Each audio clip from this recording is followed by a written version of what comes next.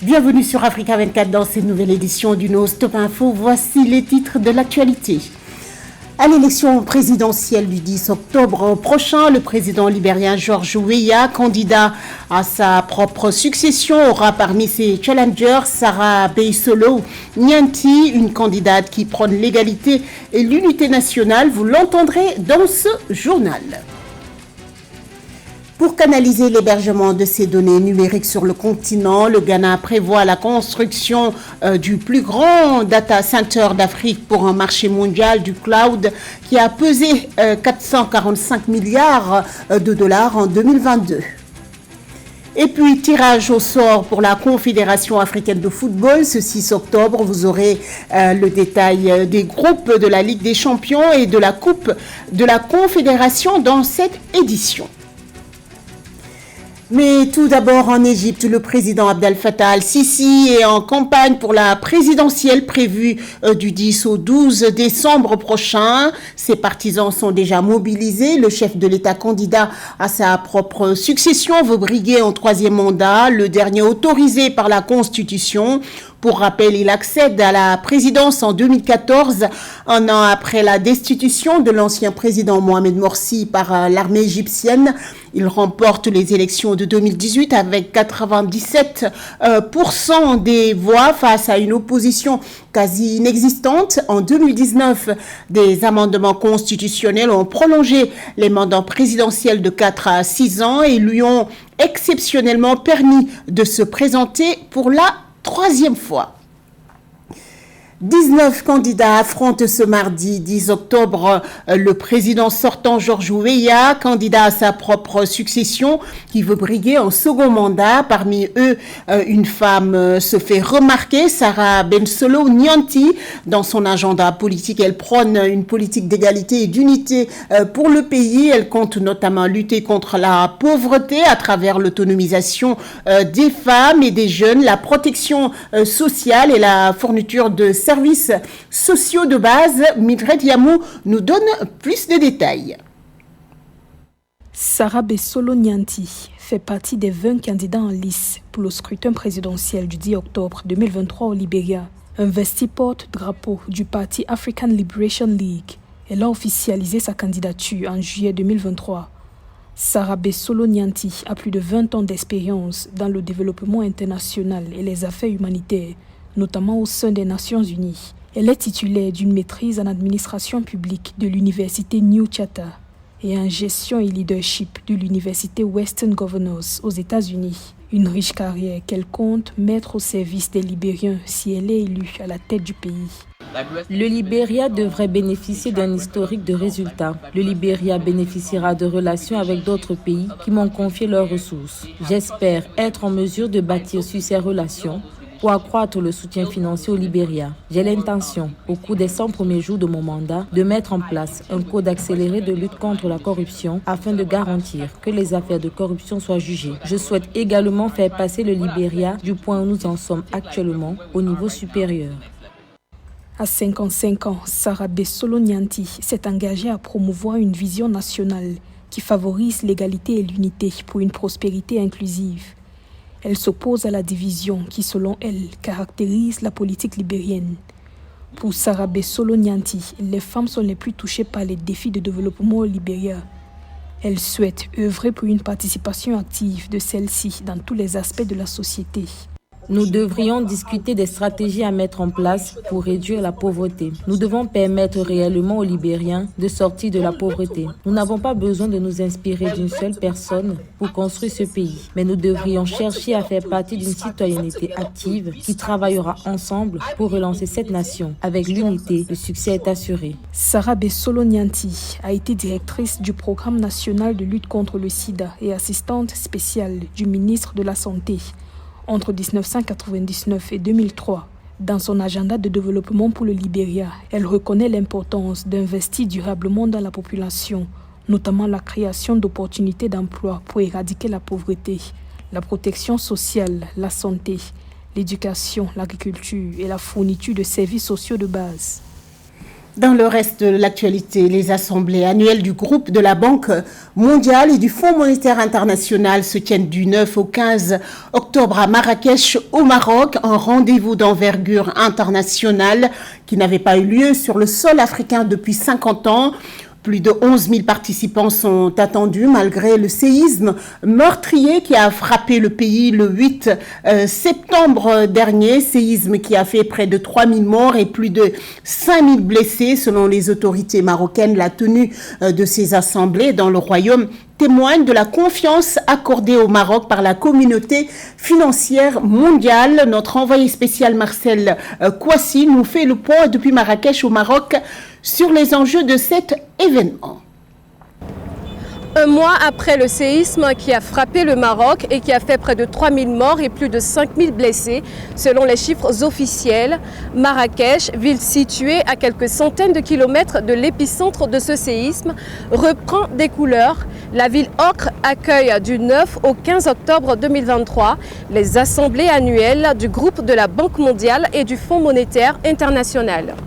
Ainsi, 14 000 participants des 4 coins du monde, dont environ 4 500 représentants des 189 délégations officielles conduites par les ministres des Finances et les gouverneurs de banques centrales, débattront pendant une semaine des enjeux économiques mondiaux, des défis du développement et des politiques de financement dans un contexte de ralentissement exacerbé par une montée des tensions géopolitiques. Il s'agit notamment de la coopération fiscale internationale, du système commercial mondial, du rôle des banques multilatérales de développement dans le financement des objectifs de développement durable.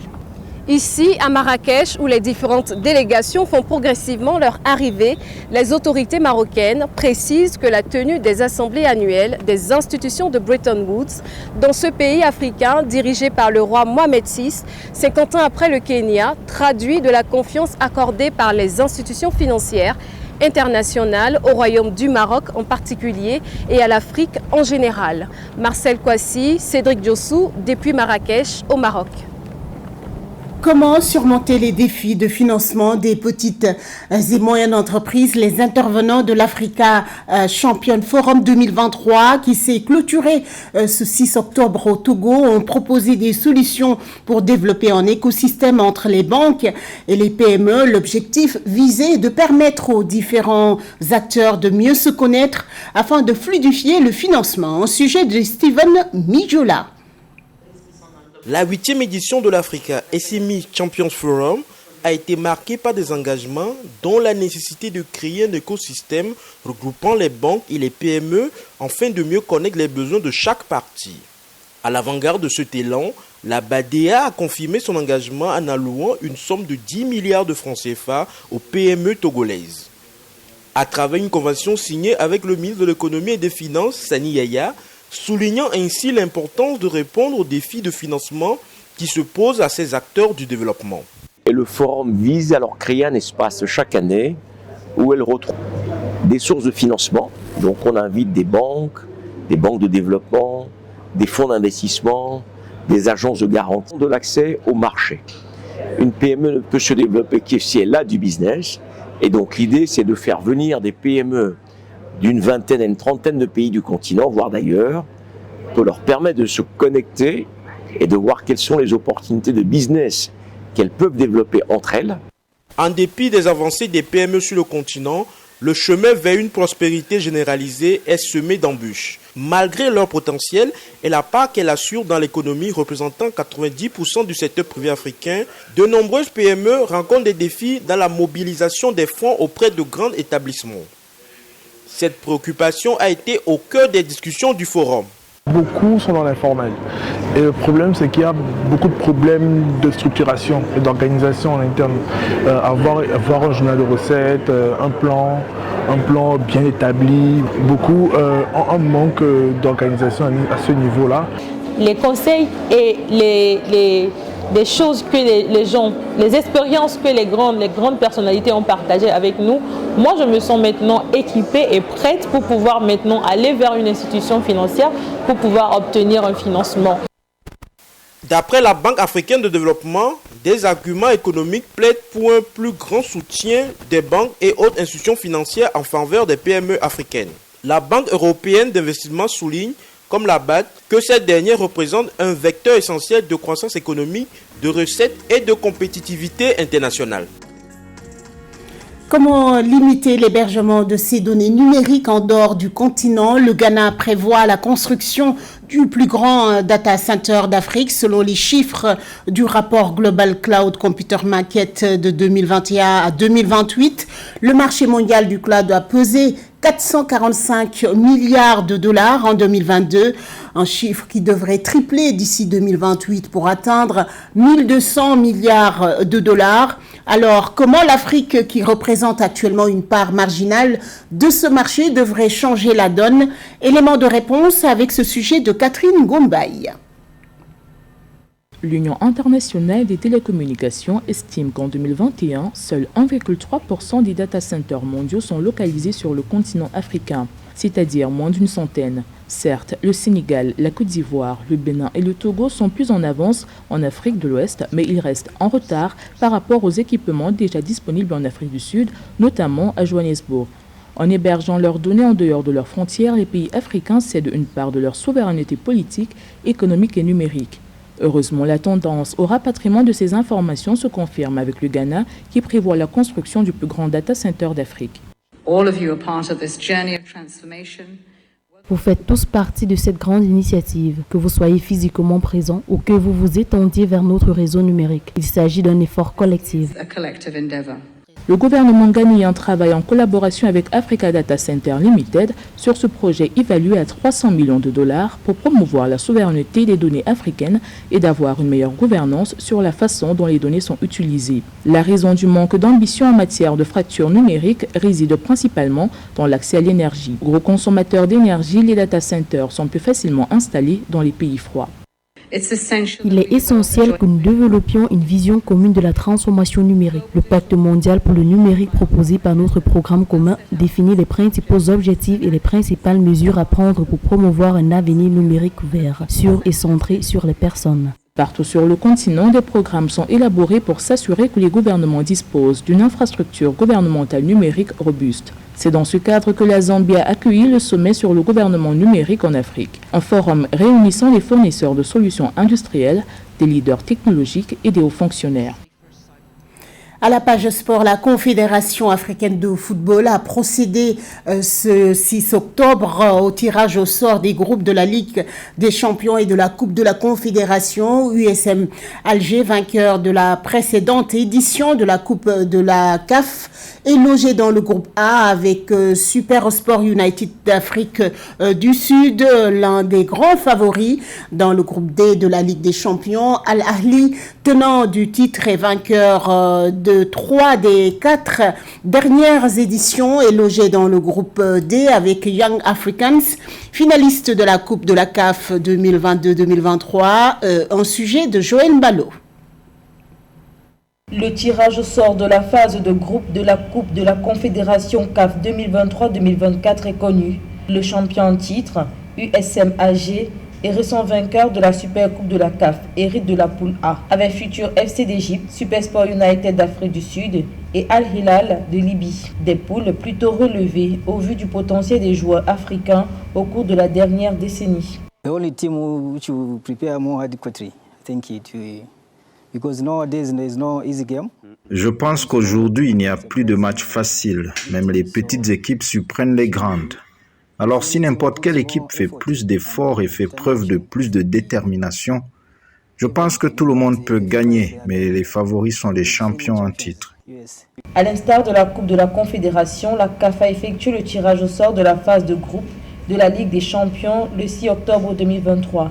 Tenant du titre et vainqueur de 3 des 4 dernières éditions, Al Ahly, logé dans le groupe D, devra défier Young Africans, finaliste malheureux de la Coupe de la CAF, et le CR Belouizdad, quart de finaliste des 2 dernières éditions de la Ligue.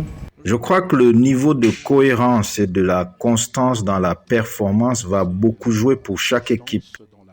Je crois qu'il faudra voir comment les différentes équipes se comporteront et bien sûr, il faudra les battre. les unes après les autres. La SEC Mimosa et le TP Mazembe, qualifiés pour la phase de groupe de la Ligue des Champions, font leur grand retour à ce stade de la compétition. Ces équipes, ayant autrefois dominé le football africain, entendent retrouver leur niveau de jeu face à des équipes très compétitives. La phase de groupe de la Ligue des Champions est prévue du 24 novembre 2023 au 2 mars 2024. La phase de groupe de la Coupe de la CAF est prévue quant à elle du 26 novembre 2023 au 3 mars 2024. Toujours dans l'actualité sportive, le Kenyan Kelvin Kiptum pulvérise le record du monde du marathon en détrônant son compatriote Eliud Kipchoge, détenteur du titre depuis 2018. Ce dimanche 8 octobre à Chicago, l'athlète de 23 ans, spécialiste des courses de fond, a réalisé un exploit inédit et devient l'athlète le plus rapide de l'histoire sur la distance reine en bouclant les 42,195 km en 2h35. Ce journal a été réalisé par l'ensemble de la rédaction. Merci pour votre fidélité. Dans un instant, une nouvelle édition de l'information sur Africa 24.